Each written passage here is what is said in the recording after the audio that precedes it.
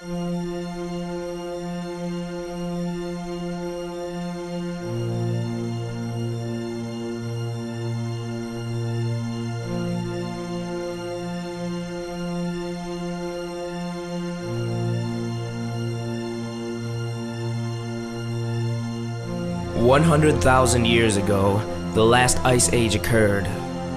The northern hemisphere was covered in ice, and glaciers 2 miles thick flowed across the land, carving out valleys and leveling mountains. Just around 15,000 years ago, the temperatures began to rise, and the ice age grew to an end. As the glaciers began to retreat north and melt, they left behind water in the craters that they had created. Over time, as the glaciers dissipated, we were left with the Great Lakes and the land formations we see today."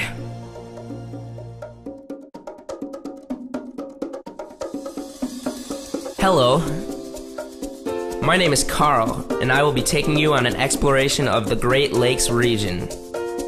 I will show you why this area is so spectacular and why it is being faced with so many problems. I hope to give you a better understanding of this natural wonder of the world and explain how and why we should take care of it. I have traveled the shorelines of Lake Huron, Erie, and Ontario, and this is what I've learned. So please, sit back and enjoy the inspired music and acquire knowledge of my trip through the Great Lakes region.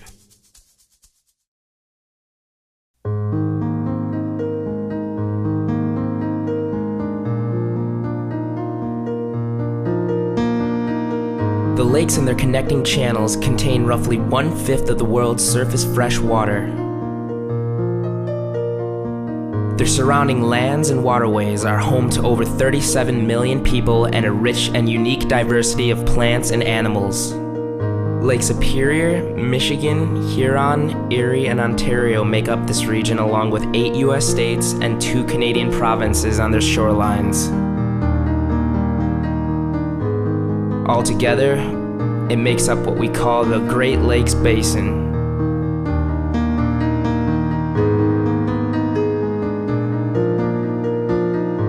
The Great Lakes region has endured a different kind of change in the last few centuries. Agriculture, industrialization, and post-industrialization have transformed the environment and the economy. The landscapes and habitats have been altered to an extreme, and now we must start facing the consequences. The Great Lakes region has confronted climate changes, energy shortages, water contamination, water depletion, pollution, and several other problems over the years. We are going to explore some of these major issues that the region is facing and learn how even a little knowledge about these issues can make a huge difference. In order to take a step in the opposite direction, people need to be aware of the factors causing these issues.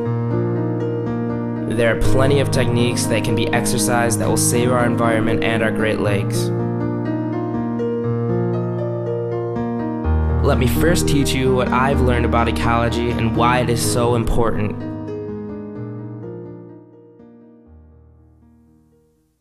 When you wake up in the morning, do you take into consideration the world's diverse ecosystem and where you fit in it?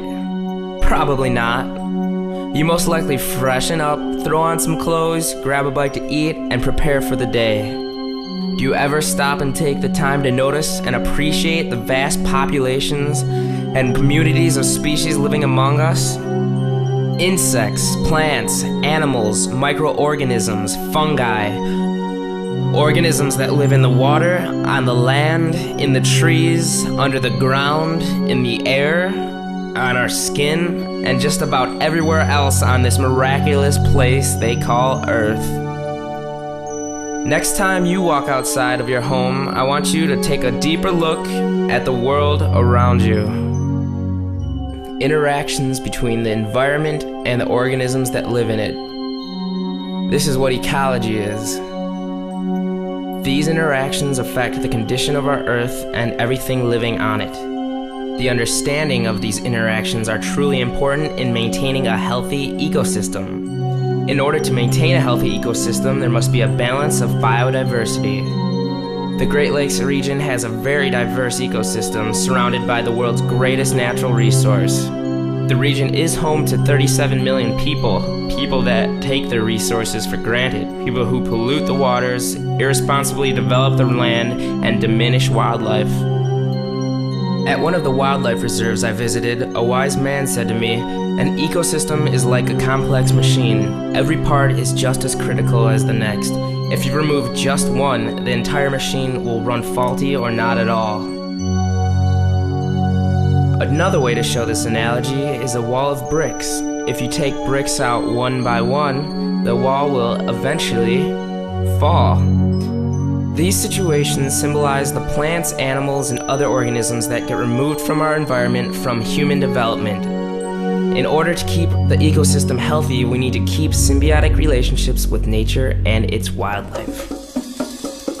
Let's take a look at what humans have done to our ecosystem over the last century and what they are still doing today.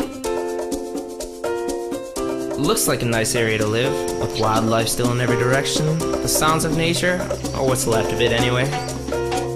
The modern residential developments are popping up everywhere. During construction, new condominiums and apartments remove miles of home for the natural world. Some of the wildlife will relocate to the closest new home, but the majority will die off.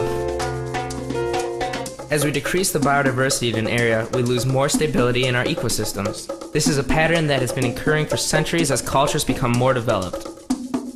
Residential areas turn the natural way of life into the human way of life.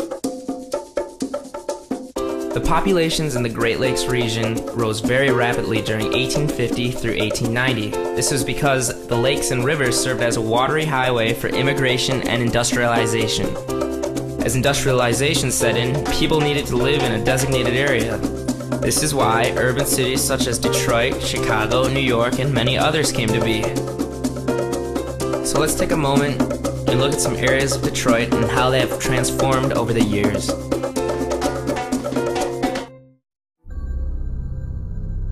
This is what happened. Where thousands of acres of farmland used to exist, now stands structures that are several thousand feet in the air. A single city with a population of nearly 1 million people. This is the outcome of industry and population growth, and an example of what is happening all around the world. But let's not necessarily look at this as a bad thing.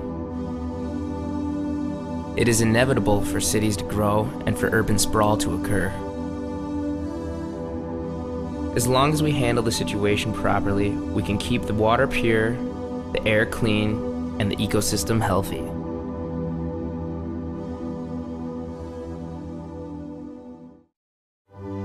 Water is our greatest resource. The Great Lakes supply 95% of the U.S. fresh water. It is essential that we take care of this source of water in order to sustain and use it. In the past, we haven't been very careful when it comes to the managing of our Great Lakes. Industrial and municipal discharge, spills, landfills, and agricultural runoff all have damaged the Great Lakes water quality. Industries have allowed toxic chemicals, metals, and other dangerous pollutants to enter our lakes, which have adverse side effects when consumed by humans, fish, and other wildlife populations. On June 22, 1969, the Cuyahoga River in downtown Cleveland set fire.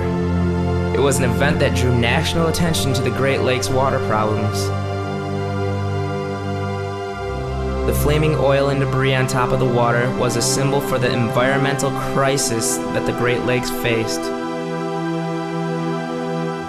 This had occurred in many industrial areas over the decades, but the press coverage of this occurrence allowed the public to become aware of national water quality issues. It served as a catalyst for industries and communities to make an ecological impact. In the past 30 years, industries and communities have begun to clean up their act. The government has issued many laws and programs to ensure the safety of our water system. There has been a great increase in water quality, yet we are still facing